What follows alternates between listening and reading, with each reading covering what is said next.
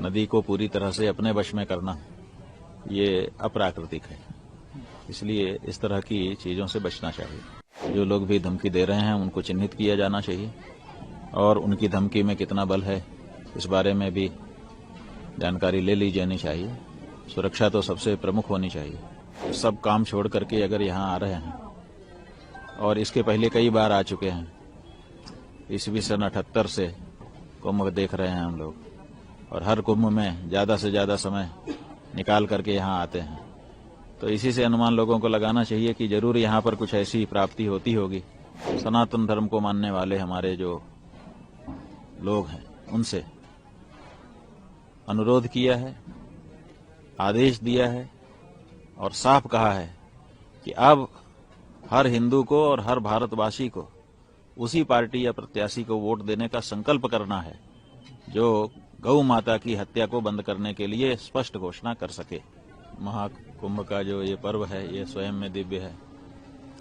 ये जो स्थान है ये स्वयं में भव्य है। गंगा और यमुना जहां आकर के एक साथ संगमित होती हैं, उस स्थान पर खड़े होने पर जिस तरह की अनुभूति यहाँ आने वाले लोगों को होती है वो स्वयं में दिव्य है। अब उस क्षेत्र में प्रवेश करना है तो मन आह्लादित है। बाकी प्रवेश मंगल जो यात्रा है उसकी व्यवस्था तो कर्मचारी लोग कर रहे हैं, जो किया होगा इन्होंने। उप मुख्यमंत्री ब्रजेश पाठक आए हुए थे आपसे आज, यहाँ पर मौजूद है। खुद मुख्यमंत्री योगी आदित्यनाथ जी भी आने वाले हैं। हाँ, बहुत रुचि से कार्य कर रहे हैं सरकार के लोग। अच्छा है, एक पर्व है, व्यवस्था तो सरकार की ओर से होती ही है, लेकिन अगर मुखिया खुद उसमें रुचि ले तो ये देख के अच्छा लगता है। कई बड़े राजनेता असंतोष भी जाहिर कर रहे हैं अव्यवस्था को लेकर के। कुछ लोग ये भी कह रहे हैं कि रुख मोड़ दिया गया नदियों का इसको महाकुंभ को आयोजित करने के लिए। इस बात की जानकारी तो हमको नहीं है, अब यहाँ आए हैं लोग बताएंगे। नदियों की जो धारा है वो कितने अंश में नियंत्रित करनी चाहिए इस बारे में तो विचार करना ही होगा। नदी को पूरी तरह से अपने वश में करना ये अप्राकृतिक है। इसलिए इस तरह की चीजों से बचना चाहिए। महाराज श्री, एक नया विवाद देखने को मिला। ये कहा गया कि ये महाकुंभ जहां पर आयोजित हो रहा है वो धरती वक्फ की है और इसको छोड़ देना चाहिए हिंदुओं को, बड़ा दिल दिखाते हुए ऐसा दावा तमाम लोगों ने किया। ठीक है, अभी तो दावा के स्तर पर है। जब इस बारे में कोई प्रमाण लेकर के कोई आए तब हम लोग विचार करें। दावा पर कोई विचार नहीं होता है, उसके साथ प्रमाण भी संलग्न करके बात अपनी कही जाएगी और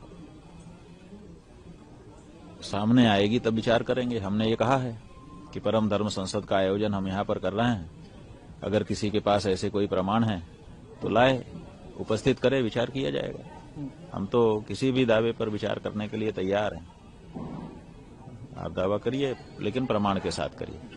महाराज श्री, कई धमकियां भी मिली हैं। महाकुंभ आयोजित हो रहा है, गुरपतवंत सिंह पन्नू खालिस्तानी आतंकी है, उसने भी धमकी दी है। कई बार और धमकियां मिली हैं। इस जो हिंदू धर्म का, सनातन धर्म का ये बड़ा त्योहार आयोजित होने वाला है, इसको गंभीरता से लिया जाना चाहिए। जो लोग भी धमकी दे रहे हैं उनको चिन्हित किया जाना चाहिए और उनकी धमकी में कितना बल है इस बारे में भी जानकारी ले ली जानी चाहिए। सुरक्षा तो सबसे प्रमुख होनी चाहिए। अगर यहाँ पर लोग आ रहे हैं निश्चिंत होकर के आ रहे हैं कि हम तो अपने तीर्थ क्षेत्र में जा रहे हैं, वहाँ क्या डर है। अगर यहाँ पर भी कोई डर है तो ये बहुत गंभीर बात है।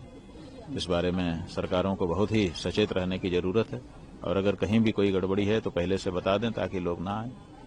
महाराज श्री, इस भव्य कुंभ के अनुभव के बारे में और इसके बारे में अगर आपके मुखारबिंद से तमाम दर्शकों तक कुछ संदेश पहुंचे और उनके लिए एक न्योता जाए तो बहुत बढ़िया होगा। देखिए, हम लोग सब काम छोड़ करके अगर यहाँ आ रहे हैं और इसके पहले कई बार आ चुके हैं, ईस्वी सन 78 से कुंभ देख रहे हैं हम लोग, और हर कुंभ में ज्यादा से ज्यादा समय निकाल करके यहाँ आते हैं, तो इसी से अनुमान लोगों को लगाना चाहिए कि जरूर यहाँ पर कुछ ऐसी प्राप्ति होती होगी जिसके लिए सब काम छोड़ करके हम आ रहे हैं। हम ही नहीं आ रहे हैं, सभी संत महंत बड़े बड़े विद्वान लोग आ रहे हैं, आम जनता भी आ रही है।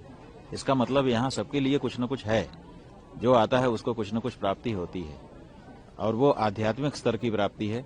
इसलिए उसको केवल अनुभव किया जा सकता है, बताया नहीं जा सकता है। बताने की कोशिश भले कोई करे, जैसे कोई छोटा सा बच्चा दोनों हाथ फैला करके कहता है समुद्र इतना बड़ा है, तो समुद्र उसके हाथों के बराबर तो होता नहीं है, लेकिन वो हाथों को तान करके फैला करके बताने की कोशिश करता है कि बहुत बड़ा है। तो उसी तरह से यहाँ की जो अनुभूतियां हैं वो केवल वो अनुभूत की जा सकती हैं, बताई नहीं जा सकती हैं। इसलिए हम लोगों से कहना चाहेंगे कि बताने पे मत जाइए, एक बार यहाँ आकर के इस भूमि के संस्पर्श का अनुभव करिए, आप बार बार आएंगे, यह हमारा विश्वास है। महाराष्ट्र पिछली बार जब मैंने आपका साक्षात्कार किया था तो उस समय महाराष्ट्र विधानसभा चुनाव होने वाले थे, आपने उस पर अपनी बात कही थी। इस बार दिल्ली में विधानसभा चुनाव होने वाले हैं, आपने दिल्ली में प्रवास भी किया था, कई महीने लंबा वो चतुर्मास आपने वहां पर आयोजित किया था। दिल्ली में 5 तारीख को मतदान होने वाले हैं, दिल्ली में किस तरीके का आपने रुख देखा, आपने जनता से बातचीत करी होगी, आपका मैसेज बहुत बड़ा होता है, तो उसको लेकर के आप अगर कुछ कहना चाहें।